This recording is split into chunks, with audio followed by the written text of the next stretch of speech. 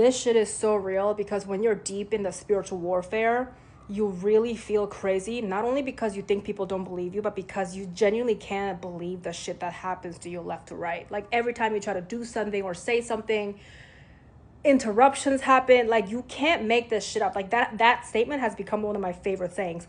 You can't make this shit up. And just like this creator is saying, and on my page, I have made plenty of posts about spiritual warfare, especially when I was actively going through it. And as a shaman, I go through these phases a lot, actually. And I'm always upping my words every time. And unfortunately, well, naturally, it's part of my process as a shaman. It's also part of my initiation at every phase that I have to elevate. But that's besides the point. I'm just saying that I personally and innately very much understand what this is about, spiritual warfare, and it is real, right? But for the people who are not about this life, it's not real for them. So it's really not about trying to get validation from them, because that's irrelevant. But just like this creator is saying, the people who are with you know this is real. You're not making this shit up. That being said, I have some tips for the people who are going through spiritual warfare. The most important thing is you have to have the mindset that you might have to actually cut a lot of people off of your life, even the people that are close to you, that care for you. Because in my personal experiences, and it could be different for other people, but for me, it's different because there's my personal side, and then, as a shaman, there's like the spiritual aspect of my existence. But when I'm actually deeply in the warfare, I am the strongest when I'm actually left alone. Why? Because in that realm where I exist as a spiritual sense and essence, I have to be fully activated in my spiritual self. And if I'm with people whom I have great connections with on the human level, it does unfortunately still interfere with me having to be in my full spiritual essence.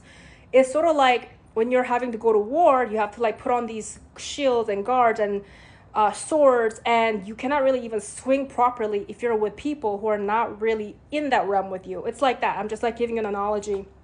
And so have the mindset that you may actually have to intentionally isolate yourself, or in a lot of cases, you will be isolated.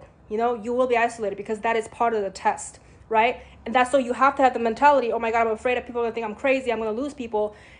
You might have to prepare yourself for that, because sometimes it also happens so that these forces that are attacking you come through your people as well. Your people, your so-called friends, people who care about you, who you care about, because they may not have the spiritual guardedness that you have. So it's easier for them to reach those people and then reach you from that connection between you and your people. So having the mentality to really just be resilient through all this shit, that is the most important thing, because in a lot of cases you can't skip this process. Now, there are many different reasons why that you might be going through the spiritual warfare, but regardless of what the reasoning is, right, see it as a chance for you to fully activate your power. And for you to fully activate your power, sometimes you have to, or you may have to, be isolated so that you can tap in. This is the moment between you and God. Okay, when I say God, I'm not talking about religious God, talking about the Most High. Connect to your spirit. If it's not God, connect to your full self, your spirit, right? You recognize it as spiritual warfare, so activate your spirit to fight this battle. You got this.